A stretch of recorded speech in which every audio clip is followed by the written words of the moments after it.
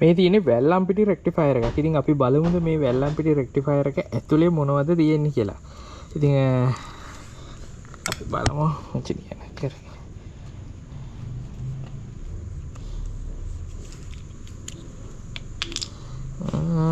මොන වගේද පේන්නේ. ඉතින් මේ නෙමෙයි අපි සම්පූර්ණ මේක කඩලා බලමු.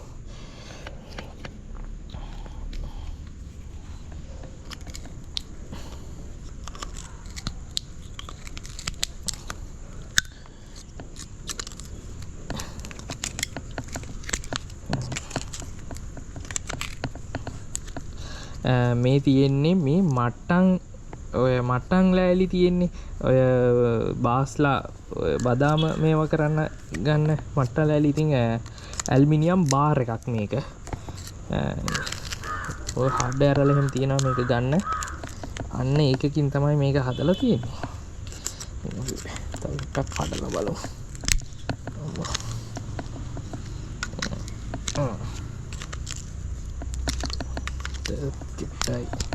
මේක ඇල්මිනියම් එකේ හින්දා අපිට හොඳට කඩන්න පුළුවන්.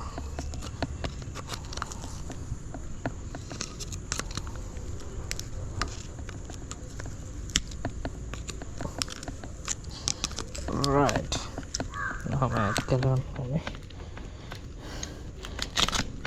අන්න ගැලවුණා. ඉතින් මේ තියෙන්නේ මොනවද දන්නවද? මේ තියෙන්නේ ඇත්තටම කොන්ක්‍රීට් තියෙන්නේ. සිමෙන්ති දාලා තියෙන්නේ. මේ තියෙන්නේ ග්‍රැනයිට් ටික. අපි ඒ ටික මුකුත් වෙන්න තියෙන්නේ. සිමෙන්ති ටික කඩමු.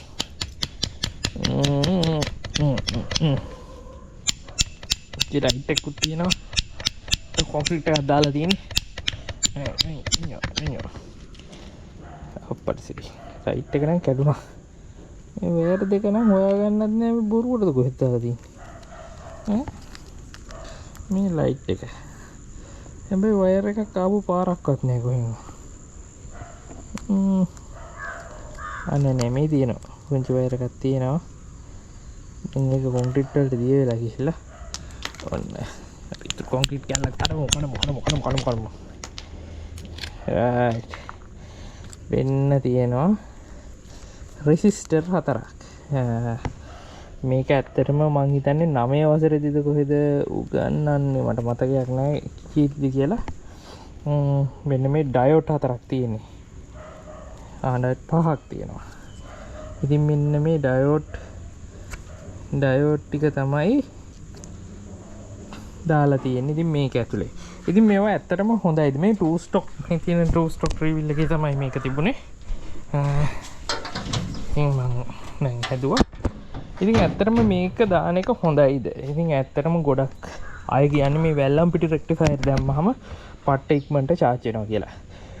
right. ඉතින් ඔයාලා එහෙනම් අනිවාර්යෙන් කමෙන්ට් එකක් දාන්න. මම ඊළඟ වීඩියෝ එකෙන් මෙන්න මේ ටිකෙන් වෙන දේ ඔයාලට පෙන්වන්න වීඩියෝ එකක් විදිහටම. ඉතින් මෙන්න මේ ටික තමයි තිබුණේ. මේ පැත්තෙන් කැප් එකක් තිබුණා. ඉතින් කැප් එකක් පුංචි කැප් එකක් මේකෙදි වෙන්නේ සරලවම මේකෙදි වෙන්නේ මේකෙන් හදන AC කරන්ට් එක. ඒ කියන්නේ මේ කොයිල් එකෙන් හදන AC කරන්ට් එකක්. මේ AC කරන්ට් එක DC වලට ගන්න වෙන්නේ මේකෙන් තමයි. කියන්නේ බැටරි එකට යන්න පුළුවන් බැටරි කරන්ට් එකක් විදිහට හදාගන්නේ මෙන්න මේකේ.